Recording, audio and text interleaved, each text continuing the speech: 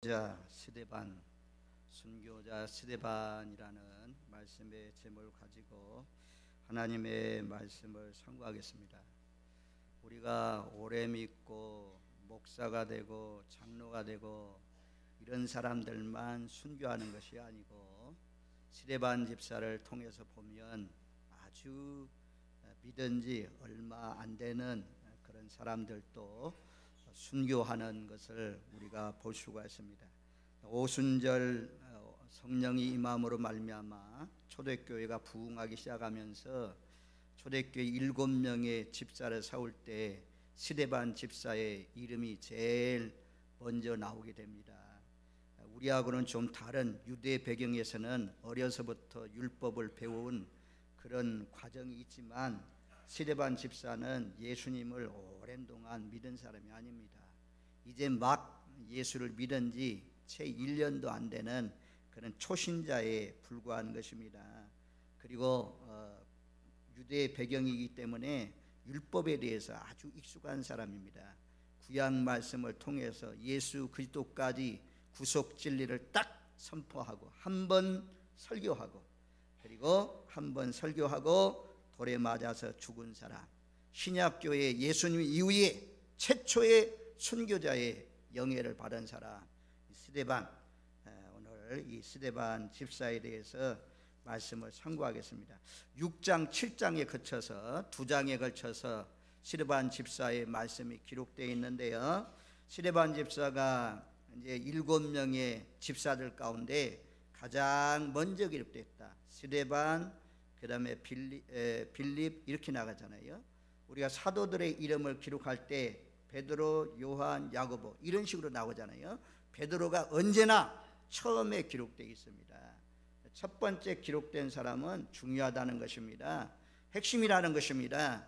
어쨌든 이 스데반 집사가 이제 기름 부음을 받아서 초대교회 안수 집사님이 되셨는데, 이 안수 집사님이 돼가지고 큰 기사와 표적을 민간에 많이 행하고, 또 이 스데반이 얼마나 변론을 잘하고 말씀을 잘하는지 능히 스데반의 지혜를 당해낼 수 있는 사람이 없었다라고 말씀하고 있어요.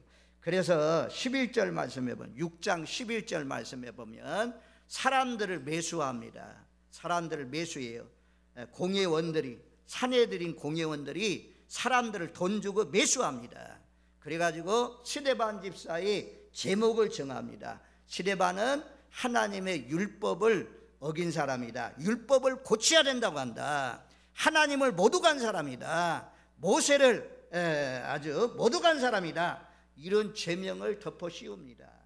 의인인데, 가장 깨끗한 사람인데 완벽하게 예수님을 닮은 그런 사람, 영화의 단계까지 이르는 사람인데, 세상의 법정에서 사내들인 공의원, 대제사장들, 사두개인들, 율법사들 이런 사람들로 구성된 사람들이 스데반의 논쟁에서 이길 수가 없으니까 그를 다 불러다 놓고 사람들을 매수해 가지고 거짓 증인들을 세웠습니다. 스데반은 하나님을 못 어간 사람이다. 스데반은 모세의 율법을 믿지 못하고 모세의 율법도 뜯어고쳐야 된다라고 말씀한 사람이다 라고 하면서 스데반을 그렇게 아주 그냥 이를 갈면서 많은 사람들이 둘러싸여서 죽이려고 하는 그런 가운데 있습니다. 그런데 이런 속에서도 6장 15절 말씀에 보면 스데반을 주목하여 보니 그 얼굴이 천사의 얼굴과 같았다 그래요. 비난하는 사람, 전혀 자기는 하나님을 못 어간 일도 없는데, 율법을 어긴 적도 없는데, 율법대로 지키는 사람인데 거짓 증인들을 세워가지고 이런 말을 하는데도 하이에나가 둘러싸여서 먹을 것을 막 먹으려고 하는 것처럼 짐승들처럼 이를 갈면서 달라드는 그런 사람들 향해서 분노의 얼굴, 이그러진 얼굴, 근심 뜬 얼굴, 두려움의 얼굴이 아니고 평안한 얼굴로 천사의 얼굴처럼 빛났다라고 말씀합니다. 왜 이러냐? 천사 얼굴처럼 빛난 것은 스데반이 성령이 충만했기 때문입니다. 성령 충만하다는 것은 예수가 충만한 것입니다. 말씀이 충만한 것입니다. 스데반을 찌르면 예수의 피가 나옵니다. 십자가가 나옵니다. 오로지 예수님만 증거합니다. 이런 사람이었기 때문에 그 달라드는 그 무리, 돌로 치는 그 무리를 향해서도 스데반의 얼굴이 빛났습니다. 천사의 얼굴과 같습니다. 저와 여러분들, 우리 진락교회에 출입하는 믿음의 권속들, 교회에서도 천사의 얼굴이지만 가정에서도 직장에서도 마을에서도 언제나 싱글벙글 천사의 얼굴 모습으로 살아가시는 복된 삶이 되시기를 주님의 이름으로 축원드립니다. 아멘. 예수 믿는 사람은 얼굴에 책임이 있어요. 늘 고개를 숙이고 근심 걱정 그렇게 살면 안 돼요. 아니, 우리에게는 하나님 나라가 있잖아요. 우리에게는 영생을 얻는 소망이 있잖아요. 죽지도 않고 썩지도 않고 낡아지도 않는, 쇠하지도 않는 세상의 어떤 집보다도 찬란한 그 하나님 나라의 집이 있는데, 죽으면 그 나라에 곧바로 들어가는데 여기서보다도 거기서 훨씬 더 좋은데, 그래서 늘 날마다 우리에게는 가장 밝은 소망, 확실한 소망이 있으니 낙심하지 마시고, 세상 일들이 어렵더라도 세상에 들려지는 소식들이 근심, 걱정, 염려되는 소식일지라도 주의 은혜 가운데 하늘나라를 바라보면서, 저 높은 곳을 바라보면서 사셔서 늘 빛나는 얼굴로 사시는 저와 여러분들 되시기를 주님의 이름으로 축원드립니다. 아멘. 스데반을 죽이는 과정을 보면 구약 말씀하고 아주 똑같습니다. 구약의 아합 왕 때 아합이 보니까 이 나봇의 포도원이 있습니다. 그래서 포도원 그 농장을 아합 왕이 가지고 싶어 했습니다. 그래서 나봇을 만나가지고 너는 그 농장을 팔으라고 그랬어요. 그러니까 나봇은 우리 조상들이 준 거기 때문에 왕이라도 이것은 팔 수가 없습니다. 근데 왕이 설득해요. 내가 더 좋은 포도원을 줄게, 내가 더 많이 돈을 줄게 라고 하는데도 불구하고 역시 나봇은 하나님의 율법대로 살아야 되기 때문에 조상들이 물려준 것은 팔지 못합니다. 이랬더니 아합 왕이 아주 왕인데도 불구하고 식음을 전폐하고 누워 있었습니다. 이불을 덮어쓰고 누워 있으니까 이세벨 왕비가 보니까 참 한심해요. 왕이여, 왜 이러고 있습니까? 그랬더니 나봇의 포도원을 팔라고 하니까 안 팔기 때문이다. 그랬더니 이세벨 왕비가 걱정하지 마세요. 그리고는 이세벨 왕비가 편지를 써서 보냅니다. 나봇이 살고 있는 성읍 사람들, 장로들, 귀족들에게 편지를 써서 보냅니다. 그래서 나봇을 중앙에 앉히고, 그리고는 불량자들 세워가지고, 나봇의 죄는 뭐냐? 하나님을 모독한 사람이다. 왕을 모독한 사람이다. 나봇이 언제 하나님을 모독합니까? 왕을 언제 모독합니까? 그런 죄를 범하지도 아니했는데 세상의 권력자들이 편지를 써가지고 마을에 있는 장로들, 그들을 매수해서, 불량자를 매수해서 나봇 같은 의인을, 나봇은 왕을 저주한 사람이다, 나봇은 하나님을 모독한 사람입니다. 그래서 성 밖으로, 마을 안에서 또 율법은 그런 때를 잘 지켜요. 여기 스데반 집사를 죽일 때 밖으로 끌어내서 내쳤다고 하잖아요. 성 안에서, 마을 안에서 죽이지 않고 밖으로 끌어내서 나봇도 죽이랍니다. 나봇도 이 의로운 하나님의 말씀을 지키려다가 구약에 순교한 사람으로 기록되고 있는 것을 볼 수가 있습니다. 오늘날도 이 세상은 얼마든지 의인도 죄인 만들 수 있고 죄인도 의인 만들 수 있어요. 오늘날도 돌아가는 세상을 우리가 보잖아요. 왜 지금 세상이 복잡하고 세상이 혼란하고 그런 가운데 있습니까? 그냥 물러나면 될 텐데, 이런 또 설교가 들어가면 안 되는데 내려앉지 않고 그냥 끝까지 가다가 지금 이런 결과를 가지고 오잖아요. 아무튼 세상의 법정은 올바르게 해야 되는데 올바르게 못할 때가 많습니다. 죄인이 의인되고 의인이 죄인되는 것이 세상입니다. 세상은 공정하게 이루어지지 않아요. 그러나 주님의 심판대는 정확합니다. 한 치의 오차도 없습니다. 행한 대로 정확하게 심판하는 그런 날이 있다는 사실을 기억하고 사시는 저와 여러분들 되시길 바랍니다. 그러면서 스데반 집사에게 공회원들을 딱 불러다 놓고 너 한번 말해보라고 그랬어요. 그랬더니 스데반 집사가 이 7장에서 가장 긴장입니다. 사도행전의 가장 긴장. 스데반 집사가 설교합니다. 설교 다 보려면 어려운데 딱 요약이에요. 구약 말씀 아브라함부터 시작해가지고 말라기까지 딱 예수님이 올 때까지 설교하는데, 내용은 주제는 믿는 자는 순종하고 믿지 않는 자는 불순종한 자예요. 하나님 앞에 순종하는 사람들 있고 하나님 앞에 불순종하는 사람이 있다, 이것을 말씀해요. 대표적인 사람이 아브라함이라는 것입니다. 아브라함은 갈 바를 알지 못하고 75세가 되었을 때 영광의 하나님이 스데반 집사에게 보여가지고 너는 내게 지시할 땅으로 가라 라고 할 때 갈 바를 알지 못하고 갔다고 그랬어요. 순종했습니다. 순종했습니다. 아브라함은 순종했습니다. 순종의 사람입니다.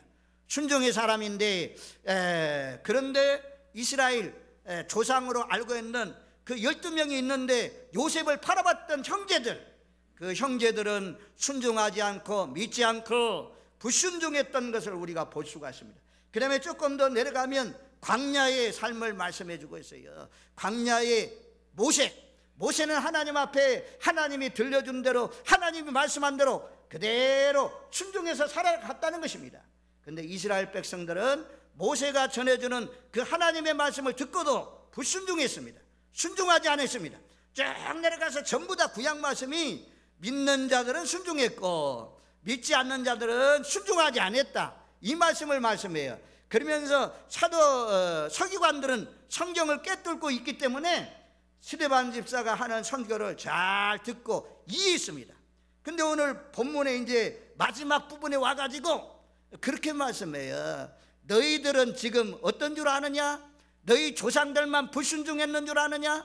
너희들도 지금 불순종하는 가운데 있다 라고 하면서 말씀해요. 그 불순종하는 사람들의 세 가지 특징을 스데반이 오늘 결론 부분에 와서 말씀합니다.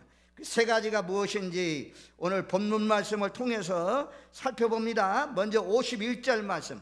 자, 51절 말씀을 같이 읽습니다. 목이 곱고 마음과 귀에 할례를 받지 못한 사람들아, 너희도 너희 조상과 같이 항상 성령을 거스르는 도다. 불순종하는 사람의 특징 첫 번째, 항상 성령을 거스린다. 사도행전 역사는 성령행전이라고 하잖아요. 선교행전, 기도행전, 성령행전이라고 하잖아요. 사도행전에는 하나님의 사람들이, 하나님이 붙들어 쓰는 사람들이 기도합니다. 기도하면 성령이 가르쳐 주시고 성령이 지시하시고 이런 말씀들이 계속 반복되어 나오는데, 그런데 너희는 지금 사두개인들, 대제사장들, 장로들, 이런 사람들은 지금 너희는 항상 성령을 거스른다 그래요. 하나님 잘 믿는 비결은 무엇입니까? 우리 안에 계신 성령님의 간섭이 있어요. 성령님의 지시가 있어요. 성령님의 감동이 있어요. 그때마다 거역하지 마시고 부모님 말씀, 선생님 말씀 따르듯이 우리 안에 성령님이 감동하실 때에 순종해서 따르는, 순종하는 일꾼들 되시기를 주님의 이름으로 축원드립니다. 아멘, 아멘. 세밀하게, 특별히 아주 민감하게 하나님의 성령이 인도할 때가 있더라고요. 선교 갈 때 보면 길이 막히든가 어려운 일이 있으면 아주 성령이 빨리빨리 아주 지시를 주셔서 잘 헤쳐갈 수 있도록 해주십니다. 계속 이번에도 태풍이 온다고 하기에 큰일 났잖아요. 태풍 오면 뭐 비행기가 뜰지 안 뜰지는 모르지만 계속해서 이 열차표를 좀 알아보도록 자꾸 요청해요. 그래도 그래도 한번 기다려보지 하면서 기다리다가 이제 대한항공에 요청을 한번 전화를 해봤어요. 자기들도 아직까지 모른대요. 그러면 중간에 취소해달라 그랬더니 취소하지 말고 좀 기다려보라 그래요. 취소하면 손해가 많잖아요. 그래서 기다리고 있었어요. 그랬더니 어제 저녁쯤 되니까 연락이 오더라고. 결항되었습니다. 그래서 성령이 자꾸 열차를 알아보래요. 열차표를 이미 끊어놨어요. 그래서 안심이잖아요. 그 성령이 이런 일에 하나님이 기뻐하는, 지금 기다리고 있고 사모하는 영혼들이 기다리고 있는데 제대로 잘 가야 되잖아요. 그래서 성령이 우리가 뭐 자녀들 결혼하는 일들, 직장 구하는 일들, 이런 것은 인생의 중요한 일들이기 때문에 하나님 앞에 기도하면 성령의 지시가 있습니다. 거기에 내 생각, 내 고집, 내 뜻 다 내려놓고 순종해서 나가면 역사가 일어납니다. 빌립도 8장에서 나오잖아요. 성령이 지금 사마리아가 막 부흥했습니다. 귀신들이 떠나가고 안진뱅이가 일어나고 석인이 보고 막 이런 역사가 일어났어요. 지금 여기 사마리아 성에 사람들 말씀 전하고 관리하고 이것도 바쁜데 성령이 가사로 가라 그래요. 광야로 나가래. 성령이 광야로 나가라 그래요. 그래서 빌립이 다 내려놓고 광야로 가잖아요. 광야로 갔더니 에디오피아 내시가 예루살렘까지 와가지고 예배드리고 모든 에디오피아의 국구를 맡고 있는 사람인데 지의 고향으로 지금 돌아가고 있습니다. 광야길을 가는데 병거 타고 가면서 성경 말씀을 읽고 있어요. 이사야 53장 말씀을 읽고 있어요. 성령이 빌립아 병거로 가까이 가라. 달려가가지고 올라가가지고 빌립이 거기에서 복음을 전해서 예수님을 전하고 그 에디오피아 내시가 요청을 해요. 여기 물 있으니까 나에게 세례달라. 그래서 성령의 역사로 말미암아 빌립이 그 에디오피아 내시에게 전도한 말씀이 나옵니다. 자, 에디오피아 내시하고 빌립과 만나게 하신 분이 누구냐? 성령 하나님이 만나게 하셨어요. 그리고 에디오피아 내시는 에디오피아 나라의 국고를 다 맡고 있는 사람이니까 우리나라의 경제 부총리와 같은 그런 위치에 있는 사람이니까 얼마나 중요한 사람입니까? 아프리카 에디오피아가 북부에 있는데 아프리카 나라의 복음을 전하는 통로가 된 사람이 누구냐? 바로 에디오피아 내시입니다. 빌립이 순종하지 아니했더라면 그렇게 중요한 사람을 만날 수가 없었는데 성령이 만나게 하셨습니다. 사도행전 역사에 이 사람과 사람과의 만남 가운데 전부 다 성령이 역사하는 것을 볼 수가 있습니다. 저와 여러분들, 하나님 잘 믿는 비결, 예수님 잘 믿는 비결은 우리 십자가에 못 박혀 죽을 때, 육이 죽을 때 우리 안에, 여러분들 안에 부활의 영이, 예수님이 여러분들 안에 들어와 있습니다. 그 예수님이 지시하시고 감동할 때, 아니 예수님의 지시를, 예수님의 음성을 들을 수 있는 만큼의 신앙 수준이 올라가야 됩니다. 음성으로 뭐 이런 저처럼 음성으로 들리는 것이 아니라 마음에 감동, 감화가 와요. 지시가 있어요. 그런 때 순종하면 하나님께서 기뻐하는 일들, 아름다운 역사가 일어날 줄로 믿습니다. 이스라엘 백성들은 항상 성령을 거스렸다라고 말씀했는데 우리는 거꾸로 항상 성령님께 순종해서 사시는 복된 삶이 되시기를 주님의 이름으로 축원드립니다. 아멘. 두 번째 불순종의 특징 52절 말씀입니다. 자, 52절 말씀 같이 읽습니다. 너희 조상들이 선지자들 중에 누구를 박해하지 아니하였느냐? 의인이 오리라 예고한 자들 그들이 죽였고 이제 너희는 그 의인을 잡아준 자요 살인한 자가 되나니. 하나님이 보낸 선지자들마다 학대했어요. 죽였어요. 그리고 심지어 너희 조상들은 예수님을 죽였다 이게요. 메시아를 죽였다라고 말씀해요. 52절 상반절에 그러잖아요. 너희 조상들이 선지자들 중에 누구를 박해하지 아니하였느냐? 이사야를 박해하고 에스겔을 박해하고 에레미야를 박해하고 아모스를 박해하고 너희가 하나님이 보내는 선지자들마다 잘 영접한 선지자가 있느냐? 너희가 너희 조상들 봐라. 하나님 보내는 선지자들마다 전부 다 이사야는 전설에 의하면 톱으로 켜서 죽임을 당하고 에레미야는 저 애굽에까지 내려갔는데 거기까지 따라가면서 애굽 사람들 의지하지 말아야 된다. 애굽으로 내려가면 안 된다 라고 말씀하는데도 불구하고 에레미야를 말입니다. 쳐서 죽이잖아요. 그래서 저와 여러분들은 예수님이 말씀합니다. 제자들을 파송하면서 내가 보낸 자를 영접하는 것이 나를 영접하는 것이라고 하잖아요. 그래서 우리는 복음 전도자들을 환영하고 영접하고 잘 맞아들이는 고넬료와 같은 그런 삶이 돼야 될 줄로 믿습니다. 사도행전에 고넬료 베드로 가니까 막 뛰어나와가지고 절을 하면서 엎드려 절하면서 왕을 맞이하듯이 맞이하잖아요.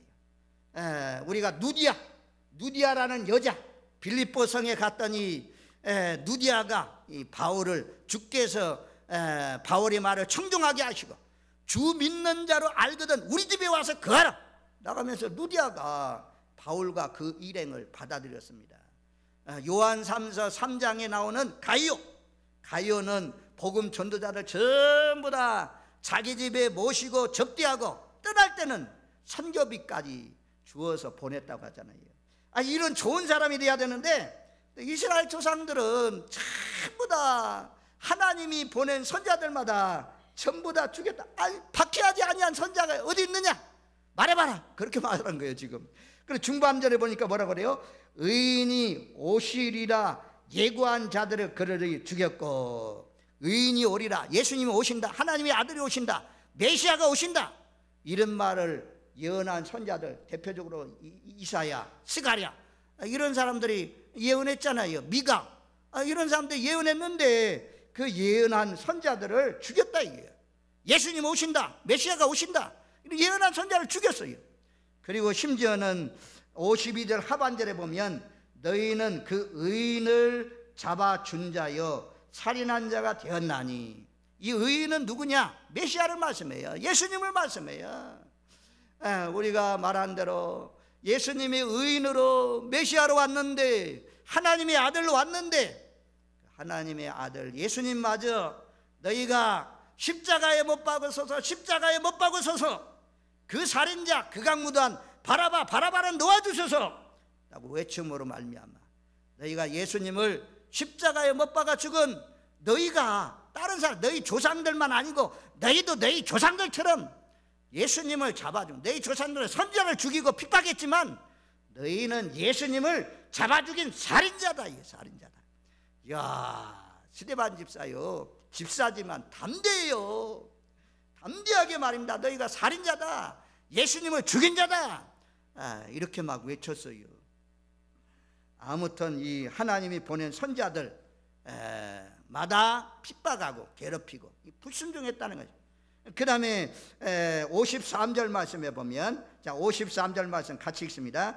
너희는 천사가 전한 율법을 받고도 지키지 아니하였도다 하니라. 듣기는 듣는데 지키지 아니했다는 것입니다. 행하지 아니했다는 것입니다. 우리도 행해야 되잖아요. 행해야 되잖아요. 우리 교회도 초대교회처럼 기도합시다, 뜨겁게 기도합시다. 그냥 몇 주, 한 주라도 나오시는 분들이 있더라고. 하여튼 이 하나님의 말씀대로 지켜 행하는 자가 복 있는 자입니다. 지켜 행하는 자는 집을 짓는데 반석 위에 집을 짓는 것과 같아서 창수가 나고 비바람이 쳐도 무너지지 않지만, 행하지 않는 사람 모래 위에 집을 지어서 창수가 나고 비바람 치면 다 무너진다고 하잖아요. 아무리 천사가 전한 율법이에요. 천사가 전한 율법, 광야 시내산 꼭대기에 모세가 천사를 통해서 받아서 전한 그 말씀을 듣고도 지키지 않았다, 그렇게 말씀해요. 아무리 좋은 말씀을 들으면 뭐합니까? 행해야 역사가 나타나는 것입니다. 의사가 간암에 걸린 사람, 간암은요 대부분 빨리 죽는 경우가 많더라고. 의술이 참 많이 발달된 그런 가운데 있는데도 불구하고 우리 사촌들 보니까 그냥 간암 발견되자마자 뭐 1년 안에 6개월 막 이렇게 3개월 이래가지고 다 돌아가시더라고. 그런데 간암 이 약 먹으면 간암이 났습니다. 당신병이 났습니다. 딱 약을 줘줬어요. 그런데 안 먹으면 죽는 거요. 마찬가지입니다. 하나님의 말씀 아무리 지금도 생명의 말씀 전하잖아요. 불순종하지 말아요. 순종해야 산다. 순종하면 영생이다. 순종하면 아브라함 모세의 복을 받는다. 불순종하고 거스르면 이스라엘 백성들 바벨론 포로 간 것처럼 망한다. 이거 얘기 아닙니까? 저와 여러분들 하나님의 말씀에 얼마나 하나님의 말씀에 이리하시고 오미하시고 좋으신 말씀인데, 창조주 하나님이 우리의 삶을 다 아시고 말씀하시는 그 하나님의 말씀에 아멘하여 하나님 앞에 영광 돌리시는 복된 삶이 되시기를 주님의 이름으로 축원드립니다. 아멘. 그런데 이제 이 말을 듣고 찔리기는 찔렸어요. 54절 말씀에 보면 마음에 찔려. 사도행전 2장에서는 오순절 성령의 역사가 일어날 때는 세술에 취해 있다라고 하다가 베드로가 설교하니까 세술에 취한 것이 아니고 요해선자의 말씀대로 말세가 되면 남종과 여종들에게 성령을 부으신다고 약속했는데 그 말씀대로 이루어진 것입니다.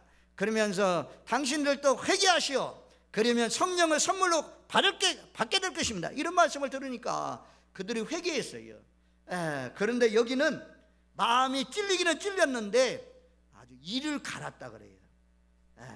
너희가 살인자다. 너희 조상들이 선자를 죽인 것처럼 너희도 메시아, 우리가 기다리는 예수님을 죽인 자들이 너희들이다.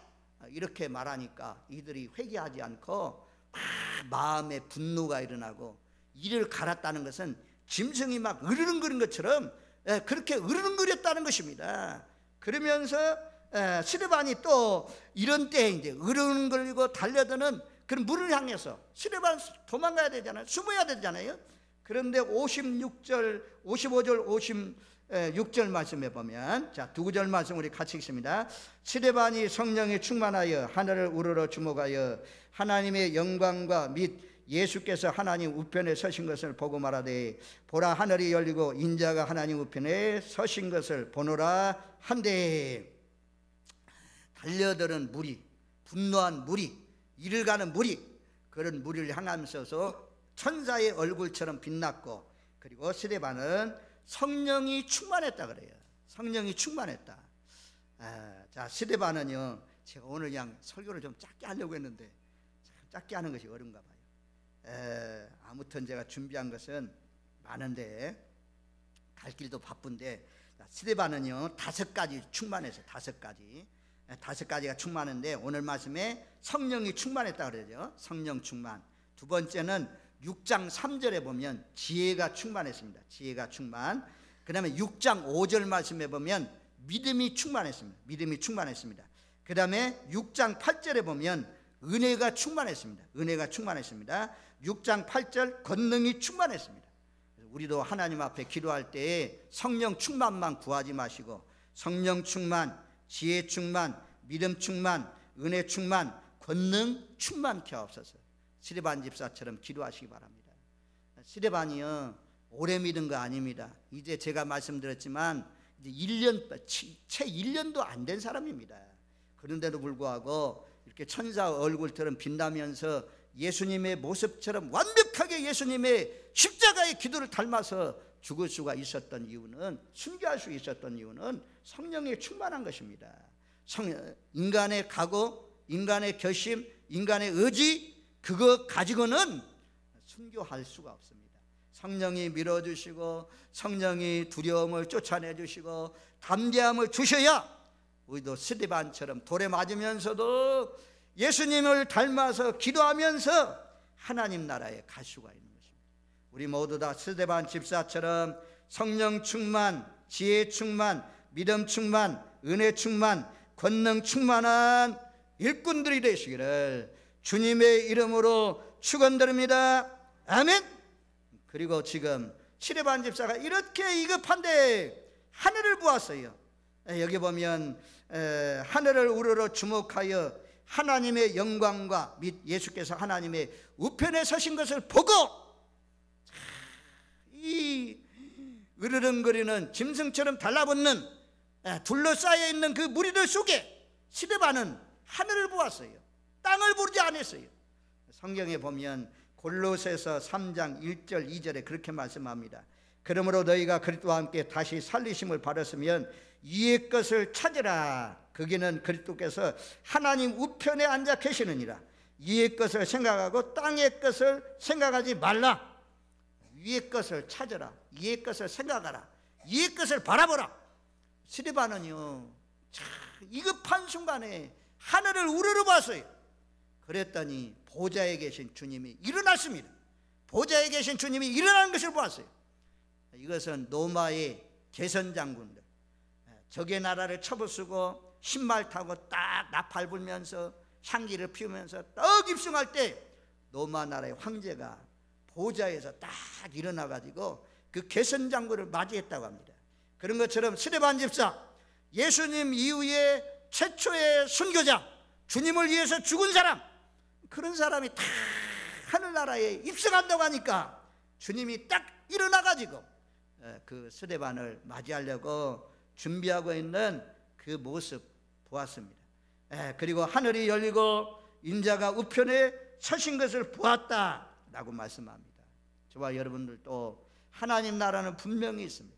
어려울수록 저 높은 곳을 바라보면서 사시는 저와 여러분들 되시길 바랍니다. 시편 121편 1절 2절 내가 산을 향하여 눈을 들리라. 나의 도움이 어디서 올까? 나의 도움은 천지를 지으신 여호와께로소이다.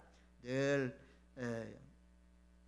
하나님을 바라보고 천지를 지으신 하나님을 의지하서 사는 저와 여러분들 되시길 바랍니다. 마지막 스데반 집사는 돌로 맞으면서 예수님과 동일한 기도를 합니다. 59절 말씀에 보면 주 예수여 내 영혼을 받으시옵소서. 또 60절에는 더군다나 주여 저들의 죄를 그들에게 돌리지 주여 이 죄를 그들에게 돌리지 마옵소서. 예수님과 동일하게 기도합니다. 십자가에 못 박혀 죽으실 때 예수님이 기도했던 그 모습 그대로 기도합니다. 그래서 우리가 구원론을 배우게 되면 이제 하나님이 부르신 사람을 자녀 삼고 죄를 사해 주시고 칭의 단계가 있고 그 다음에 성화, 영화 단계로 가는데 스데반은 영화의 단계 예수님을 완전히 다 닮았다 이겁니다. 어떻게 돌에 맞으면서도 그 속에서 주여 저들의 죄들 용서해 주세요 이런 기도를 할 수가 있습니까? 성령이 충만하고 은혜가 충만하고 하나님 나라가 확실하게 영광의 하나님이 보여지니 이런 기도를 하는 것입니다. 이런 말씀을 통해서 보면 하나님 나라가 확실히 있다는 것이 분명하잖아요. 고재봉 도끼로 많은 사람을 죽였던 그 고재봉이 사형수로 이제 죽어갈 때의 마지막 소원이 무엇이냐? 저 높은 곳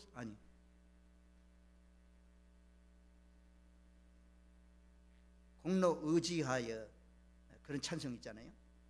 그 찬송을 처음에 그 뭐예요? 하늘 가는 밝은 길이 내 앞에 있으니 이 찬송을 부르는데 내 얼굴이 환해질 때 나를 올가미를 씌워서 죽여달라 그렇게 부탁했다고 그래요. 그러면서 세상의 죄는 나를 용서해 주지 못했지만 예수님은 내 모든 죄를 사해 주셨습니다. 그 사형수가 순한 양이 되어서 그렇게 마지막 이 땅에서는 육은 죽었지만 하늘나라에 기쁜 마음으로 갔다고 합니다. 저와 여러분들 예수 오래 믿어서 잘 믿는 거 아닙니다. 이제 예수 이제 믿은 지 당신 같은 사람이 이제 1년도 안 된 사람이 뭘 알아? 그런데요 1년 안 된 사람이 스데반 집사처럼 신약교회의 최초의 순교자도 될 수가 있습니다.